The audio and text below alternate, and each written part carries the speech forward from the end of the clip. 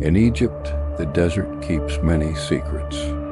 Some are buried in sand, some are carved in stone, but a few, accursed few, are sealed behind walls that should never be touched.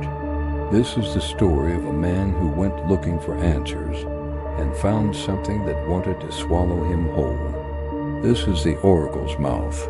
Amr el-Sayed didn't believe in curses. He believed in facts, evidence, police reports, and logic. But logic had done nothing to bring back his sister, Layla, who had been missing for 12 long days. She vanished near Fayoum, last seen on a field trip to an archaeological site, a ruined temple, half buried by the ever-drifting sands. When the authorities finally closed the search, calling it a dead end, Amr took leave from his job and drove to the site himself. He didn't come as a grieving brother. He came as a man ready to tear the world apart for just one last clue. He arrived as the sun set, bleeding orange and purple across the horizon. The wind hissed across broken pillars, a lonely ancient sound. Shreds of old rope lay scattered from abandoned excavation tents, ghostly reminders of the failed search. There were no people, no equipment, just an oppressive silence and the hot, dry breath of the desert. Amr walked deeper into the ruins. The temple had only one surviving wall. The rest had collapsed centuries ago. And on that wall he saw it, a single crack. It was thin, dark, and seemed to be breathing with an unnatural cold air. One of the archaeologists had mentioned it in her notes before the dig was shut down. She called it a crack that whispers. Amr took a hesitant step closer, his heart pounding in his chest. And then the crack whispered his name. Amr. He froze, every muscle in his body tensing. No one should know his name here. The voice came again, soft but ancient, like stone grinding against stone. Ask, and I will answer. Amr's breath caught in his throat. His rational mind screamed at him to run, but a desperate hope held him in place. Where is my sister? He whispered, the words barely audible. The crack seemed to inhale, pulling the warmth from the air around him. The temperature dropped. Then the voice replied, south, beneath the dunes. Still alive, a surge of pure, unadulterated hope punched through his chest, so powerful it almost brought him to his knees. But it was immediately followed by a sudden, sharp pain, a dizzying ache in his mind, as if a memory had just slipped out of him like sand running through his fingers. He staggered, clutching his head. What was that? The oracle whispered its final word for the night. My price. Amr fled the temple, breathless, his mind foggy and confused. He instinctively checked his pockets, his phone, his wallet, everything felt normal. It wasn't until he was back in his car, the engine rumbling to life, that he realized something impossible had happened. He tried to picture his sister, Layla, as a little girl. He knew there were photos of her smiling with missing front teeth, a gap-toothed grin he'd teased her about endlessly. But when he tried to recall the real moment, the memory itself, it was gone. Just a blank space, a void where a treasured memory used to be. It had been stolen. He clenched his fists, knuckles white.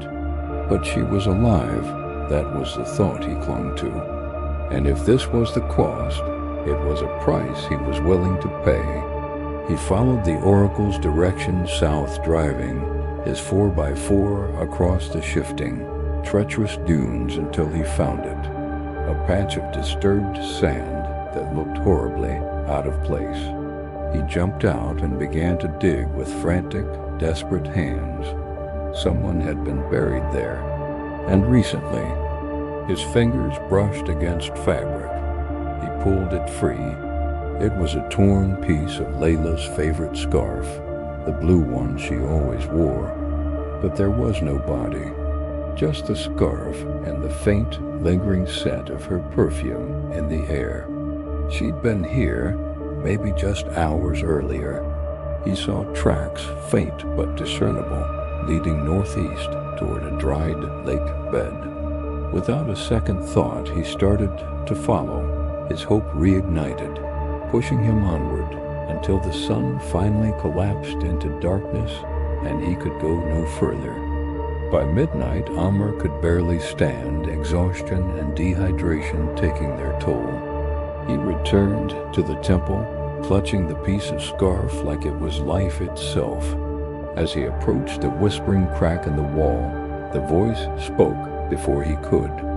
Another question, another truth. Amr forced the words out, his throat dry and raw. Is she hurt? There was a long pause. The stone seemed to breathe in the darkness, and he heard a faint sound from deep inside the wall, a shifting, grinding noise. Not yet, but soon. The answer was a relief and a threat all at once. Then a violent headache stabbed behind his eyes, far worse than the first time. He gasped, collapsing to his knees on the sandy floor. His mind blurred, a confusing fog descending over him. Something was terribly wrong. He tried to remember his father's voice, the sound of him telling stories or giving advice. He couldn't. The memory, the sound, the cadence, it was gone, snatched away like a puff of smoke in the wind. The oracle whispered, its voice laced with a cold, ancient satisfaction. The truth requires sacrifice. A surge of anger cut through Amr's pain and fear. What are you? He shouted at the crack. The stone seemed to tremble with the force of his voice. I am the oracle of Herukal, it replied, its tone growing stronger. Keeper of memory, I was bound by the ancient priests, sealed behind this wall. They fed me the minds of their enemies, and in return, I spoke the truth. A cold shiver ran up Amr's spine, a primal fear he had never known. A creature, a living, thinking creature trapped behind that wall, feeding on memory like food. He stumbled backward, his mind reeling from the revelation. But he wasn't done. He couldn't be. Not yet. His sister was still out there, and he was the only one who could find her. Soon meant danger. Amr had no time left. He followed the new directions, his heart pounding a frantic rhythm against his ribs. He searched the dried lake bed all through the night, his flashlight beam cutting through the oppressive darkness until the first hints of dawn painted the eastern sky in shades of gray and purple. And then he saw them, footprints, fresh ones, 2 sets. One was small, delicate Layla's. The other was deeper, heavier, the prints of someone much larger. He saw dragged marks in the sand, signs of a struggle, then the chaotic pattern of running feet. Someone had taken her.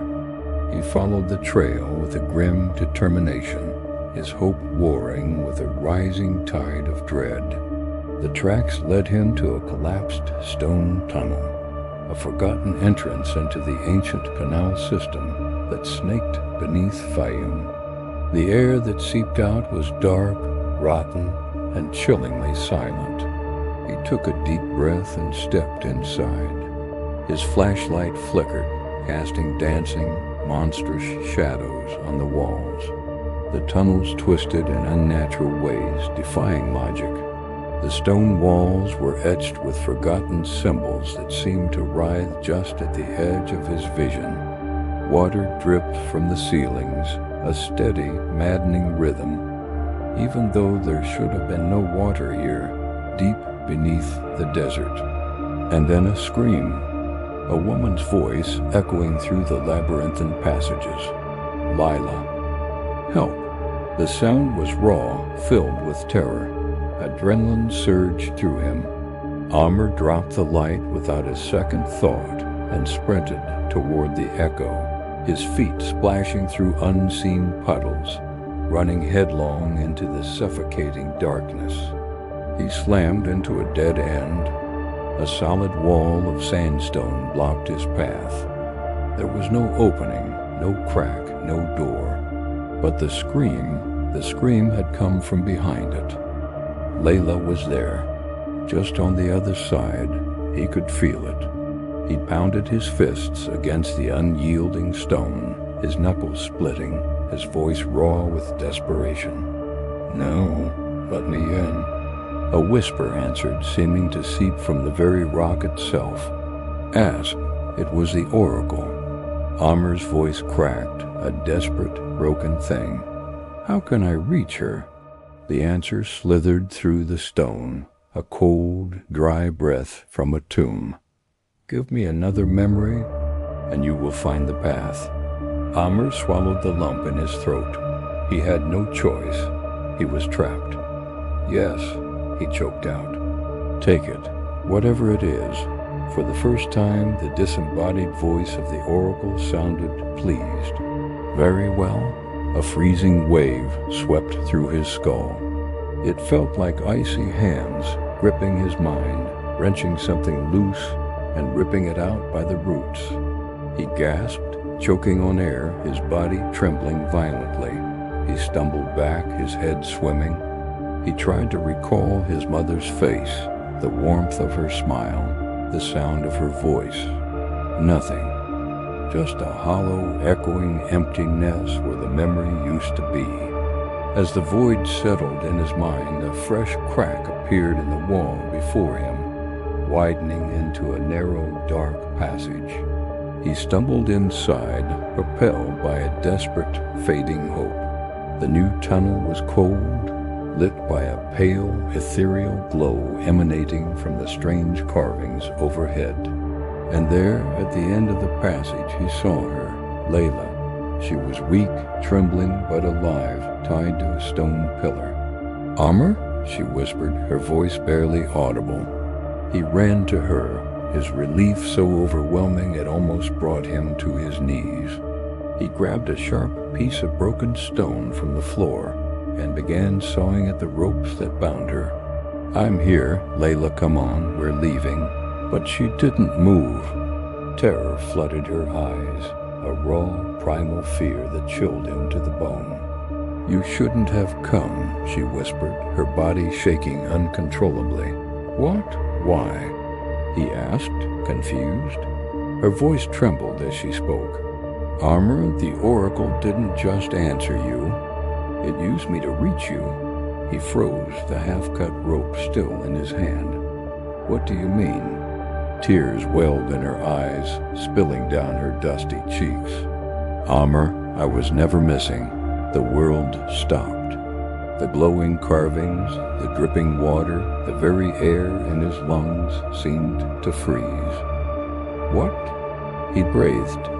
"I never disappeared," she said again, her words slow and deliberate, each one a hammer blow to his reality. "You forgot. The oracle took your memory of me first. Before you even came here." His heart plummeted, a stone dropping into a bottomless pit. "No, that's impossible, Amr." Her voice cracked with sorrow. "We came to this place together. You are the one who touched the crack in the rock. You are the one who fed it. You've been asking questions for days, and each time it took more and more of you." Amr staggered back, his mind reeling in horror. He tried to picture her smile, to remember the sound of her laugh, the date of her birthday. Nothing. It was all gone. The oracle had eaten it all. Layla's voice was a ghost in the chilling silence. "You came here alone today, because you forgot I was with you." Behind them, the tunnels began to rumble, a deep, grinding sound of stone on stone. The pale light flickered. The whispers of the oracle filled the chamber, coiling around them like a serpent. One last truth, Amr. The walls of the chamber began to groan, a deep, unsettling sound that vibrated through the very stones under their feet. Then, with a deafening crack, the wall split open. It wasn't a clean break. The stone peeled back, layer by layer, like flesh being flayed from bone. It revealed a chamber behind it, a void of absolute blackness. And from within that suffocating darkness, something was moving. A shape emerged from the shadows, coalescing into a face carved from the ancient stone of the temple itself. Its eyes were hollow, empty sockets, yet they burned with an impossible, ancient hunger that seemed to pull the light from the room. The air grew thick, heavy with the dust of millennia and a palpable sense of dread. The stone lips parted, and a voice like grinding rock echoed, not in their ears, but directly in their minds. It was the oracle of Herukal, and it spoke. Ask your final question, and become mine. The words were a promise and a threat, wrapping around them like a cold serpent. Layla's fingers dug into his arm, her grip desperate. Amr could feel her trembling. Don't, she pleaded, her voice barely a whisper. Amr, please don't. He turned to look at her, to reassure her, but as he saw her terrified face, a new, more intimate horror washed over him. He didn't fully remember who she was. The details were gone. He could see the image of her scarf, a flash of red against the sand. He could hear the echo of a scream that felt connected to her. But the sister he grew up with, the countless days and shared secrets, they were just empty spaces in his mind. A fog had rolled in, erasing the landscape of his past. The realization stole the air from his lungs. The question wasn't about the temple's secrets anymore. It was about his own. How do I get my memories back? He whispered, the words feeling foreign on my tongue.